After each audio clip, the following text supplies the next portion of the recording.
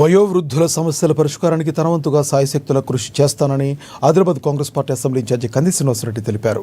శుక్రవారం పట్టణంలోని తెలంగాణ వయోవృద్ధుల సమాఖ్య కార్యాలయంలో జరిగిన ఈ సమావేశానికి ఆయన హాజరయ్యారు. కంది శ్రీనివాసరెడ్డికి సీనియర్ సిటిజన్స్ ఘన స్వాగతం పలికి శాలువాలతో సత్కరించారు.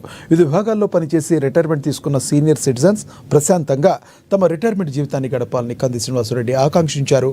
తమకున్న అపార అనుభవంతో శేష జీవితాన్ని సమాజ చైతన్యం కోసం, సామాజిక కార్యక్రమాల కోసం వినియోగించాలని ఆయన అభిలషించారు. కాంగ్రెస్ ప్రభుత్వ పెద్దలతో మాట్లాడి సమస్యల పరిష్కారం కృషి చేస్తానన్నారు కేఎస్ఆర్.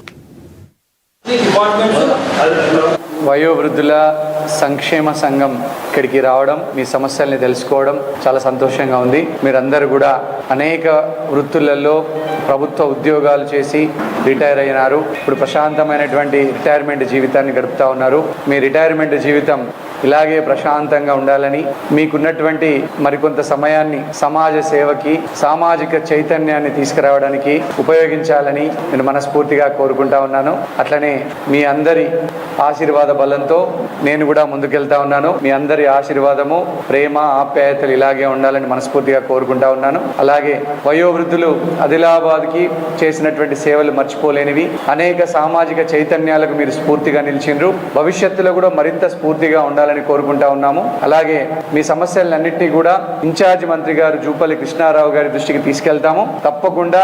అలాగే ముఖ్యమంత్రి గారి దృష్టికి కూడా తీసుకెళ్తాము. మీకు ఎటువంటి సమస్య ఉన్నా కూడా దాన్ని పరిష్కరించడానికి తప్పకుండా కాంగ్రెస్ పార్టీ ముందు వరుసలో ఉంటుంది.